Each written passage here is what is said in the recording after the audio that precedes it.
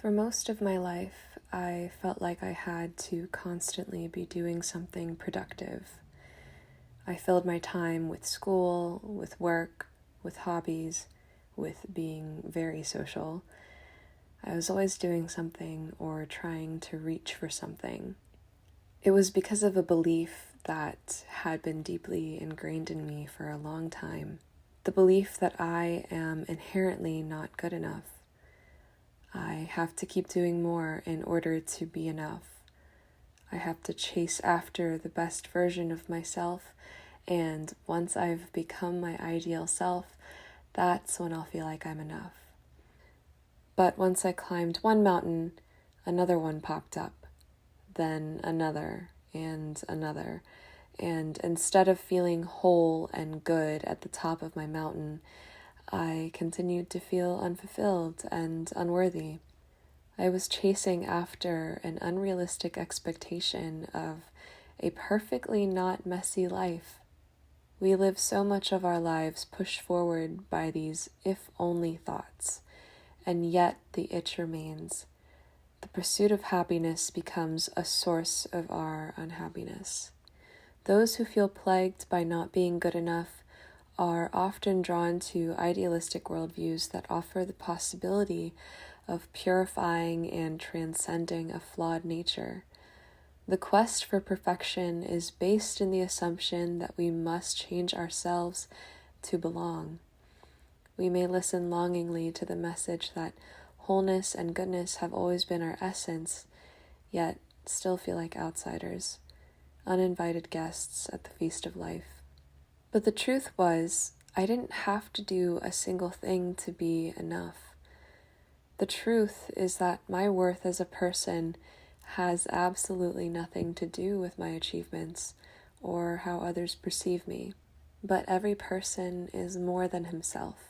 He is also the unique, entirely particular, and in every case meaningful and remarkable point of intersection where the phenomena of the world overlap, only once and never again, in just this way.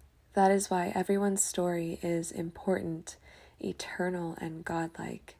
Why everyone, as long as and in whatever fashion he lives and fulfills the will of nature, is wonderful and worthy of all our attention. I'm enough because I exist. The fact that I exist at all is incredible. To be able to rest, I had to let go of the false belief that my worth and happiness was dependent on how much I did in this life.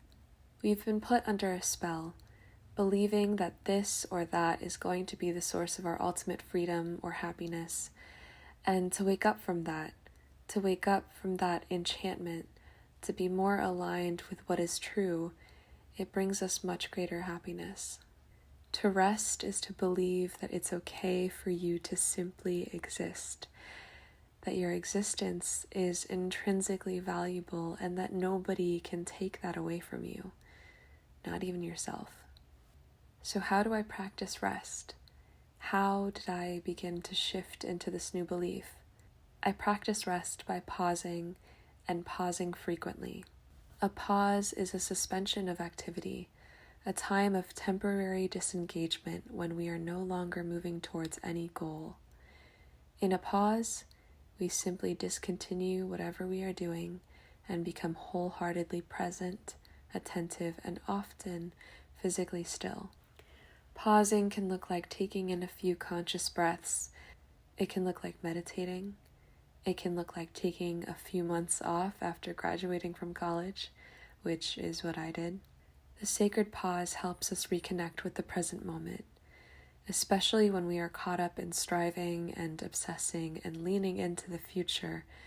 Pausing enables us to re-enter the mystery and vitality only found here and now. When we pause, we drop the storyline, we disengage from the constant stream of thoughts, and we take ourselves out of our habitual habits, out of the compulsive, anxiety-driven desire to do and do more in order to prove our worth. And instead, we experience and rest in the beauty of the moment unfolding in front of us.